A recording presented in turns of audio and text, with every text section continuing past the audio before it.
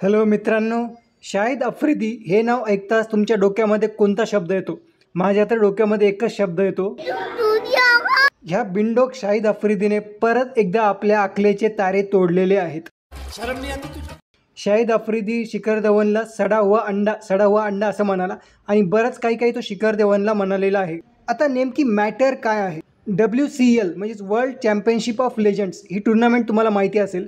या टुर्नामेंटमध्ये प्रत्येक कंट्रीचे, प्रत्येक देशाचे रिटायर्ड क्रिकेटर्स आहेत ते खेळतात आणि याच टुर्नामेंटमध्ये इंडिया आणि पाकिस्तानची मॅच होणार होती 20 जुलैला इंडिया आणि पाकिस्तानची मॅच होणार होती. WCLच्या मॅनेजमेंटने इंडिया आणि पाकिस्तानची मॅच ठेवलेली होती.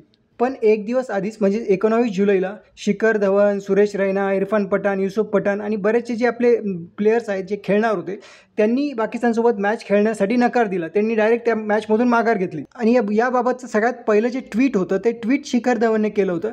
त्याने ट्विटमध्ये म्हटलं की देश सगळ्यात जास्त मोठा आहे, देश सगळ्या गोष्टींपेक्षा पुढे आहे, त्याच्यामुळे आम्ही ही मॅच खेळणार नाही. आणि ही मॅच कॅन्सल झाल्यामुळे शाहिद आफ्रिदीचे घोडे लागले. शाहिद आफ्रिदीला काही समजूच नाही लागले की काय बोलावं आणि त्याच्यामुळेच तो शिखर धवनला काहीही बोलू लागला.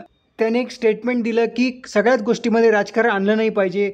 खेळ जो आहे स्पोर्ट्सला राजकारणापासून वेगळं ठेवलं पाहिजे. इंडियाच्या बाकी प्लेयर्सला ही मॅच खेळायची होती पण शिखर धवनमुळेच ती मॅच कॅन्सल झाली. शिखर धवन हा एक सडावा अंडा आहे ज्याच्यामुळे सगळी टीमसुद्धा त्याच्यासारखीच वागू लागली. खरं तर हा शाहिद आफ्रिदी नेहमीच काही ना काही बरळत असतो. पहलगाम हल्ल्यानंतरही तो बिनडोक सारखा बोलत होता.